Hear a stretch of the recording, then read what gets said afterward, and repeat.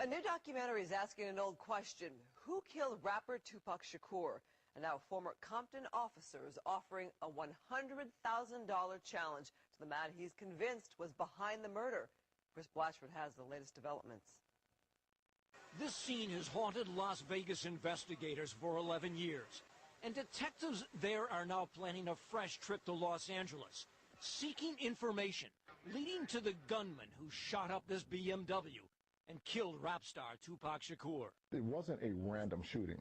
Former Tupac bodyguard Frank Alexander. In this new documentary released in October, recounts 24 bodyguards that night were told not to carry weapons.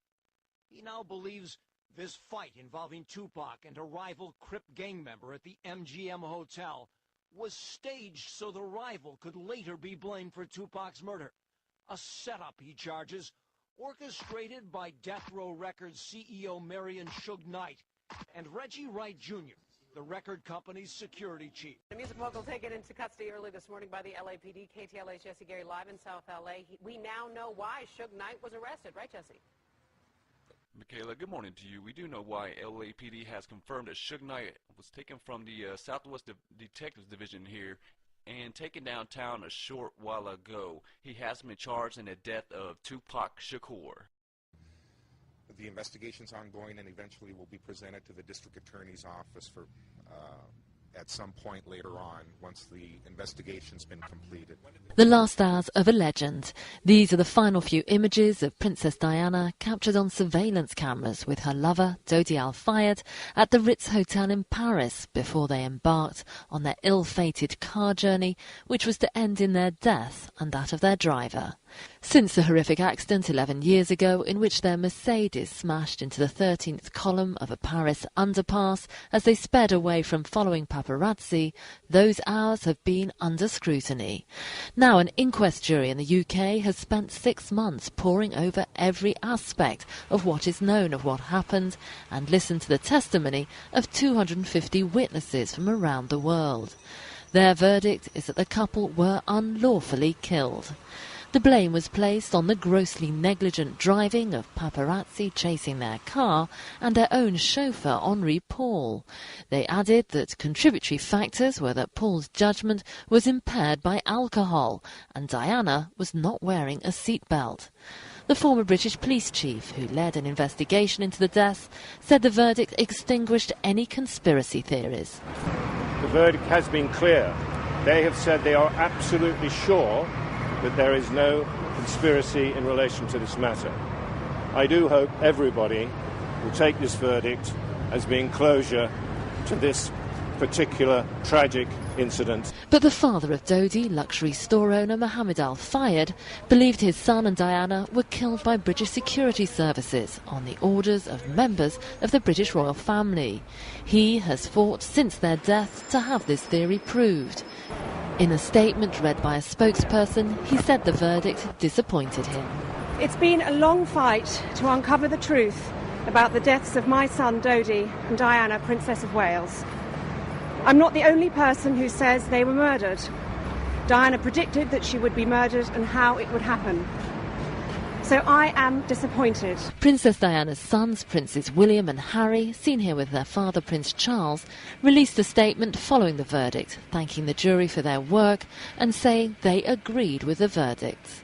They also thanked all those who fought to save their mother's life on the night of the accident. Princess Diana lived in the media spotlight from the moment she married into the British royal family in a fairy tale wedding. Her tragic, early and controversial death ensured she stayed in the spotlight. Now many hope this final analysis of the circumstances of her fatal car accident will allow her, at last, to rest in peace. Penny Tweedy, Reuters. Direct from our newsroom in Washington, in color, this is the CBS Evening News with Walter Cronkite and Russ Hodge in Memphis, Tennessee, Dan Rather in New York, Bernard Kalb in Saigon, Marvin Kalb in Wellington, New Zealand, and Bert Quint in Quezon, South Vietnam. Good evening. Dr. Martin Luther King, the apostle of nonviolence in the civil rights movement, has been shot to death in Memphis, Tennessee.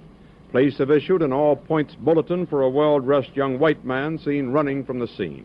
Officers also reportedly chased and fired on a radio-equipped car containing 2 white men.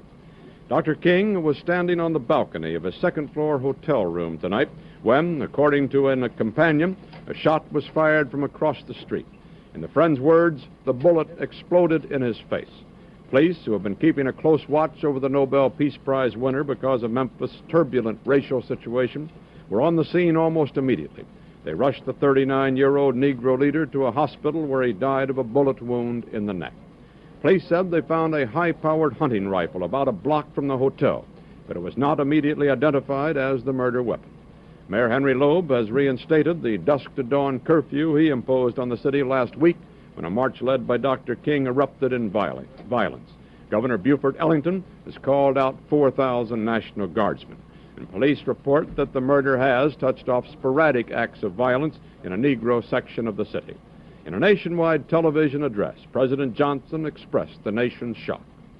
America is shocked and saddened by the brutal slaying tonight of Dr. Martin Luther King. I ask every citizen to reject the blind violence that has struck Dr. King, who lived by nonviolence. Dr. King had returned to Memphis only yesterday, determined to prove that he could lead a peaceful mass march in support of striking sanitation workers, most of whom are Negroes.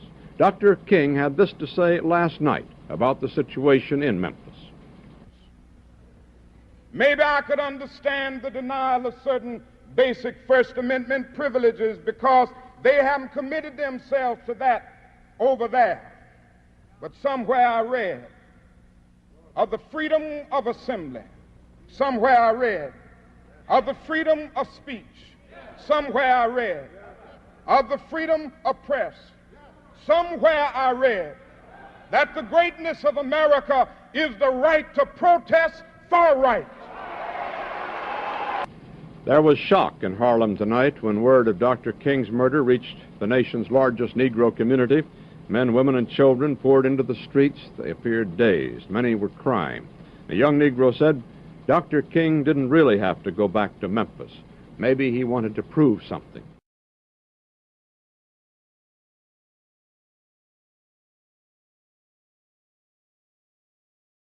In terms of these 3 people that you mentioned, were they members of or associated with the government? Yes, well, one of them is a very key figure in security. He's a former military officer. He is someone that has had dealings with Jaish-e-Mohammed, one of the banned groups with Maulana Azhar, who was in an Indian jail for decapitating 3 British tourists and 3 American tourists. And he also had dealings with Umar Sheikh, the man who murdered Osama bin Laden. Now, I know that having dealings with people does not necessarily mean direct evidence. And in terms of these 3 people that you mentioned, were they members of or associated with the government? Yes, well, one of them is a very key figure in security. He's a former military officer.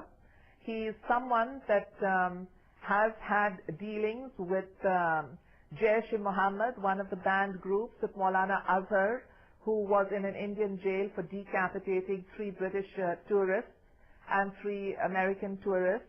Now, I know that having dealings with people does not necessarily mean direct evidence.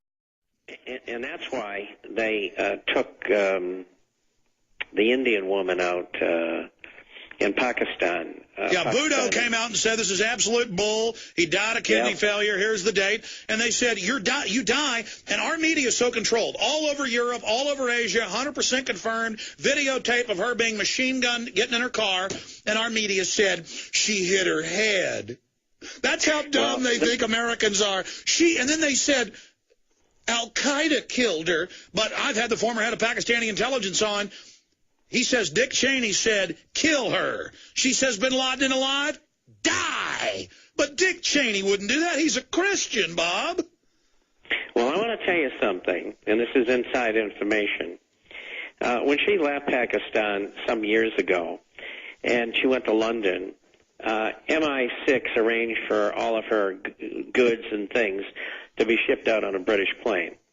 And when it was time for her to go back, well, they shipped it all back for her. Ever since she was in Harvard, she was a CIA and MI6 operative.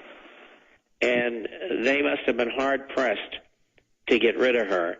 And I know that people in the CIA were really upset because one of her best friends was my roommate when we were in counterintelligence, and he was furious. But, you know, you play with the devil, you got to pay. And that's probably the reason. So why did she flip? I mean, why did she decide to go for policy? She just got fed up with the whole thing and said, this is what's going down. The guy's dead. And they just took her out. They can't have people in that kind of a position saying those kind of things. They got to control everything. But, Bob, she hit her head.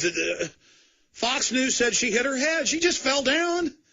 She wasn't assassinated. Well, she certainly wasn't an alcoholic because she didn't drink. I know a great deal about the woman. No, she hit her head. Mm-hmm. No, but I'm being sarcastic. For 2 days, they said she hit her head, and then they had to go, okay, she was shot. But I mean, going back, so when you were in counterintelligence, you were roommates, in Germany with her friend? or? Yeah, that's right. And he went on to a long, very distinguished career in the State Department. His name is Peter Galbraith. John Kenneth Galbraith's son and the brother of Jim Galbraith, who's an economist from that infamous place called Texas. Tell you what, Bob, when we come back, instead of me making jokes about this, recap the full story for folks that want to hear about this. Give us any more intel on Miss Bhutto. Again, folks, they think you're so stupid, they tell you to run X-ray machines without protection. They tell you DU isn't bad for you. And they tell you Bhutto hit her head. Hit her little head. Now, a new amateur video seems to show pictures of what appears to be the shooting of the former Pakistan Prime Minister Benazir Bhutto. Seems to contradict the official version in Pakistan of Benazir Bhutto's death. Officials insist the opposition leader was not shot. The video shows the alleged gunman apparently firing at Benazir Bhutto as she waved to supporters after the campaign rally in Rawalpindi. Her hair and shawl seem to be raised up by the impact of the bullets, and she does quite clearly seem to fall forward into the car before the bomb is set off.